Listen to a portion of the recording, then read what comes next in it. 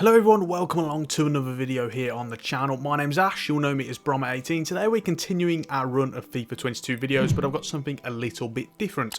I want to talk to you guys today about the 4-2-3-1 formation with a couple of alterations, as you'll see, and why I believe that is the best tactic for a counter-attacking team on FIFA 22. We're going to go through that, give you my reasons why, and we'll also give a quick sort of talk about certain tactics and player instructions that you can also use as well, but generally I want to talk about the formation.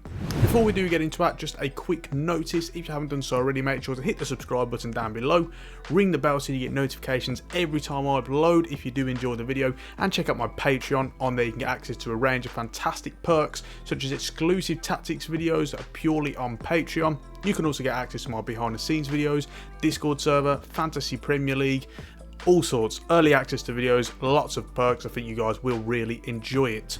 Alternatively, if you don't want to use Patreon but you still want to support the channel in some way, then by the time this video is uploaded, maybe there'll be a join button down below.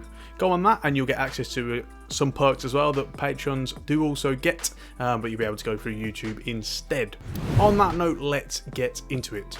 So then, I decided to use Bayer Leverkusen for this example, partly because I'm going to be covering them in a future YouTube short series that I'm about to do on the channel, but also because they're absolutely perfect for counter-attacking team. They've got a lot of the right players for it. So first things first, let's talk about the formation itself. Why is this the best counter-attacking system on FIFA? Well, it comes down to a range of things. One, what you want with counter-attacking systems, in my opinion, the most effective ones have wingers, because you tend to find a lot of space down the wing. A lot of play, particularly counter-attacking phases, are generally kind of formed on this game down the wing in the wide areas, because that's where the most space is. And in order to capitalise on that, naturally you do need wingers. They're more effective than having just kind of wing backs. So that's one thing.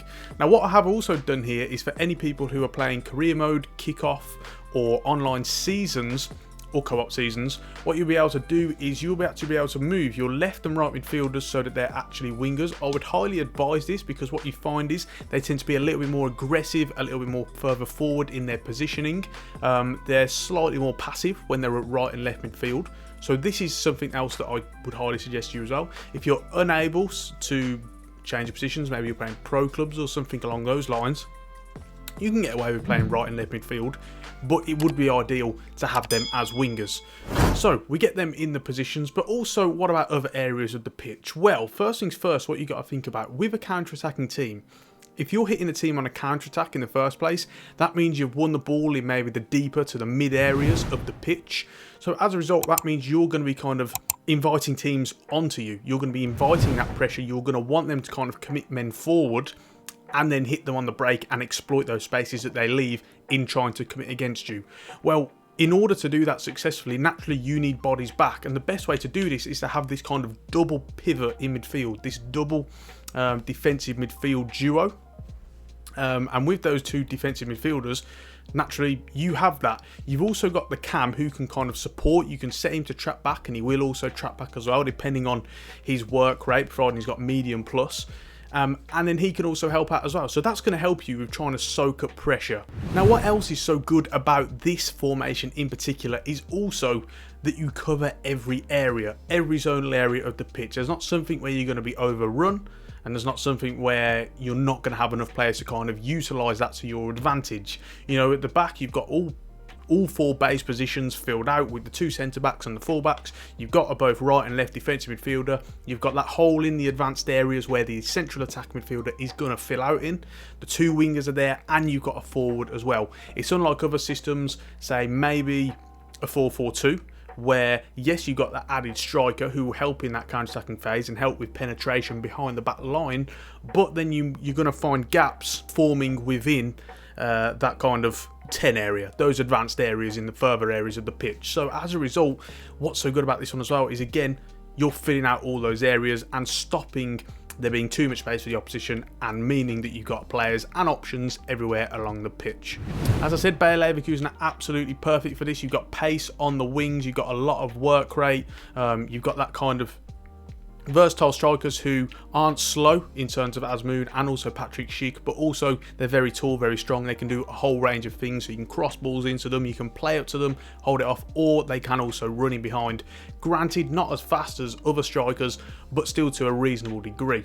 You've also got fast defenders as well. We have a look here. We've got Mitchell Bakker, we've got Ninchapo, we've got Tupsoba, we've got Jeremy Frimpong, all very, very fast. I have, of course, made some alterations. You could, of course, put Jonathan Tah in, but other than that, a very, very fast defence. So let's talk quickly about just some tactical instructions that you can put on both player and team tactics. Now, I do actually have a video which is how to create an effective custom counter-attacking tactic on the game, so do go and check that one out. I'll leave a link to the playlist, it will be in the description and also in a card in the video as well, but we can go over that now and just talk about that a little bit.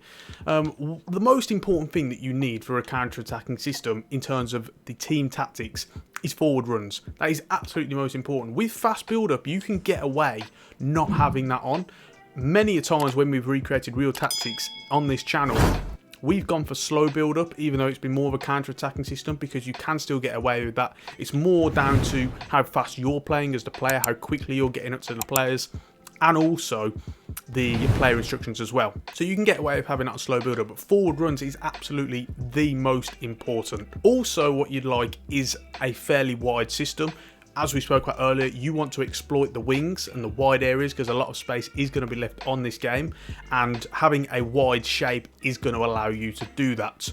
You're also not going to want a high line because, as we spoke about earlier, you're going to introduce teams onto you, invite them onto you, and therefore, as a result, it's got to be a mid to a low block. I've gone for a perfect balance 50 here for a mid block, but obviously you can tailor it to how you wish.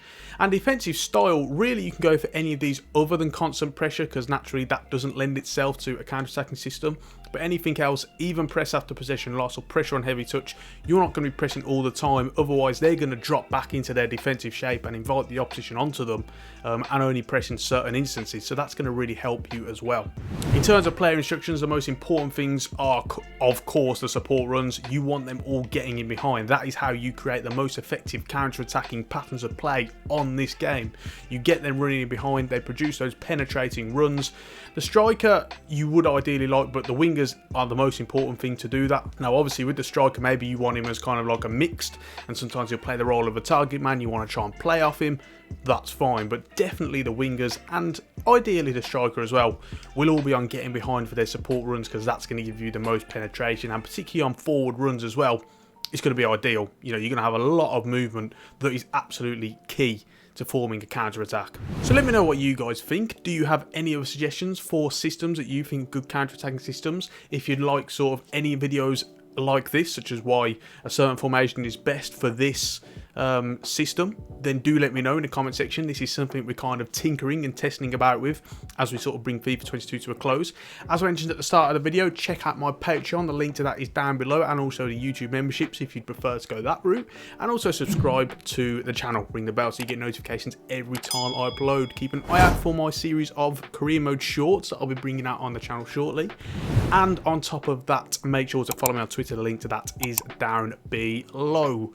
On that note, we are going to round it off there. Thank you so much for watching, and until the next one, I've been Broma18, and I will see you soon.